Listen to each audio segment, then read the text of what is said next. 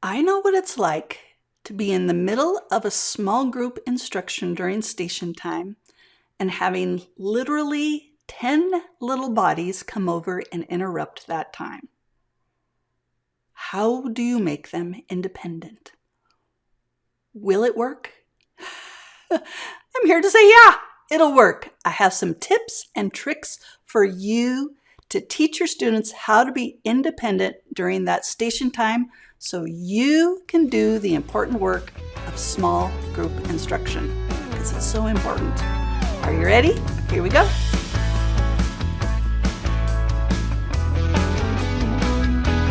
Hi, my name's Angie, and I was in education for 25 years, and I loved doing stations with my kindergarten and first grade students. But it wasn't always like that. There were times when I first started stations that I didn't really know what I was doing, that I would start my small group instruction and I would have 49,000 interruptions from the kids that were supposed to be independent, but they weren't. And the reason they weren't independent is because I didn't do a good job of teaching them how to be independent. I rushed them into the process way too fast. So today you're going to get some tips and tricks to help you to make your students independent during that time. The first tip is how to get your students to do the setup and the cleanup by themselves. If you caught the video on the materials you need for station time, one of the materials is the stacking shelves, the shelves that you can move around your classroom, right? That is an essential part because those I labeled with numbers, and then I put a corresponding number on the ceiling of my classroom. I showed my students. I look at the chart. I'm in rotation number 1. I'm at station 7. I go over to the shelving unit. I get out shelving number 7, and I take it and I go underneath the 7 in the classroom. You show them how to do that. You model it for them. You have them demonstrate that they can do it.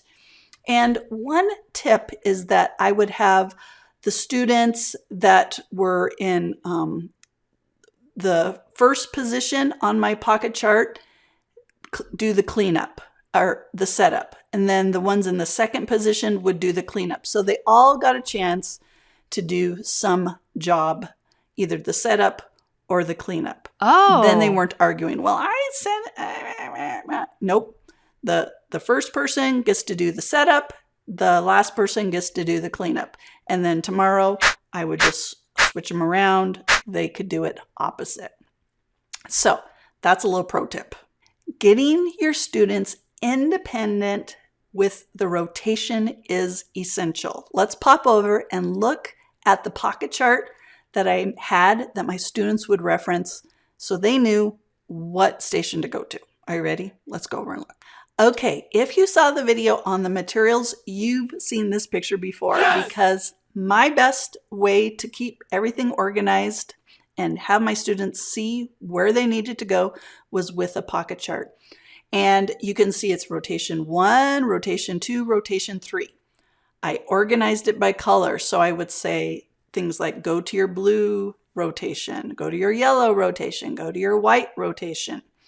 Something that was a visual that they could go over and go, okay, I'm in this row, second rotation. Oh, that's yellow. Oh, okay, I need to be at station number 7.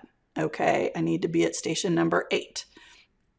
And then they would know where to go in the classroom to get that. If it's rotation number 1, they know they have to get the materials out. I've trained them how to do that. If it's rotation number 2, usually those materials are already there. They just need to rotate to that position. And thirdly, the third rotation, they go there. It should be there, but part of what they need to do is when I say clean up or the song comes on, and we'll talk about that, they need to know how to clean it up nicely, make sure it's in the little tote nicely, and the person in the second position goes over and puts it back into the shelving unit. That's their responsibility. So as you train them how to do that, it's a matter of modeling it. It's a matter of giving them positive reinforcement. It's a matter of reteaching it. And in the middle of it, you're going to get a little frustrated. You're going to think, they'll never get this. This is crazy. I'm just going to have to do this. But they can. They can totally do it.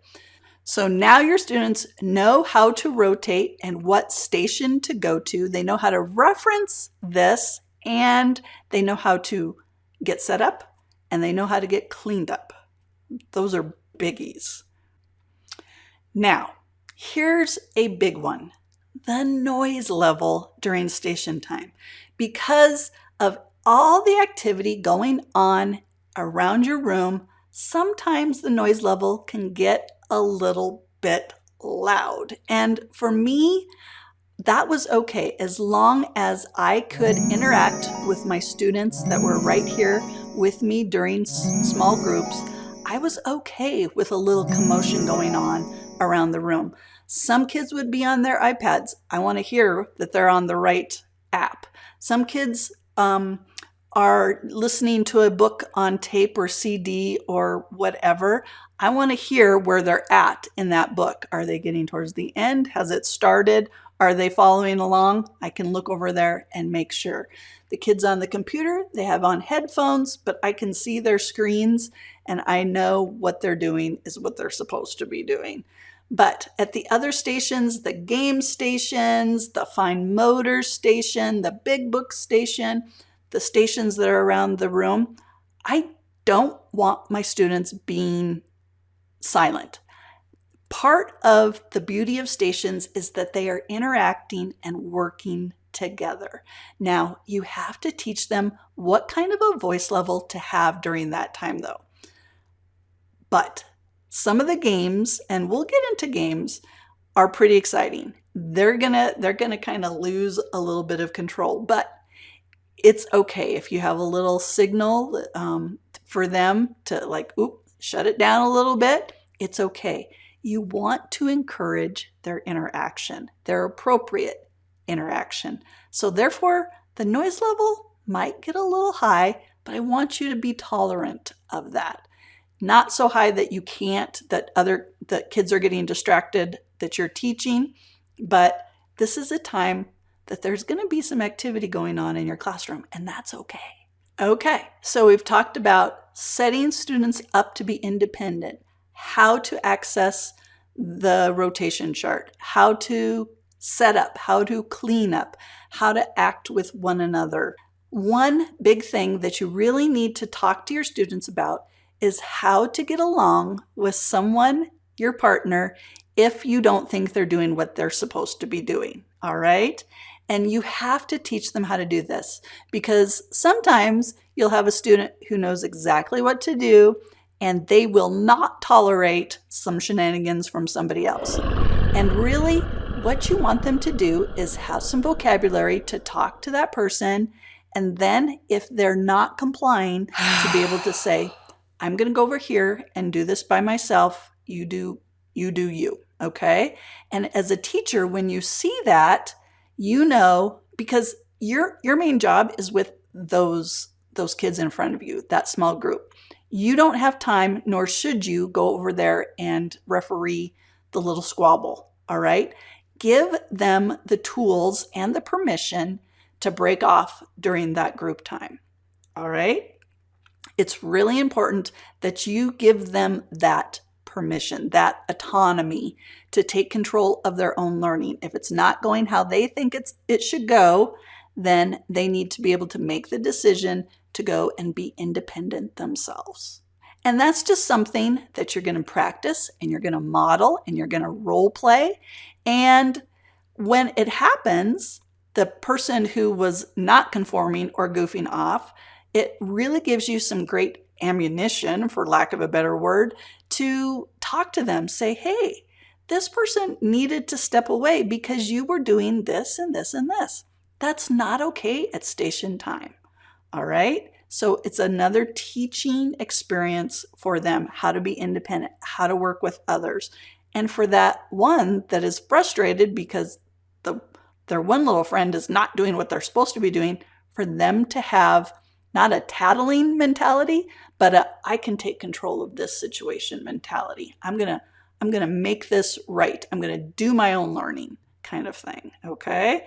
See why stations are so great? They're great. Okay, if you liked today's video on how to teach kids how to behave during station time, go ahead and hit that thumbs up button. Make sure you hit the subscribe button because we have more videos on stations coming up. My name is Angie and I was in education for 25 years, so I did a lot of stations. Did them wrong for a long time and did them right for a while. And I want you to know that the creator of the universe loves you. And I think you're pretty amazing too. I will talk to you later. Bye-bye.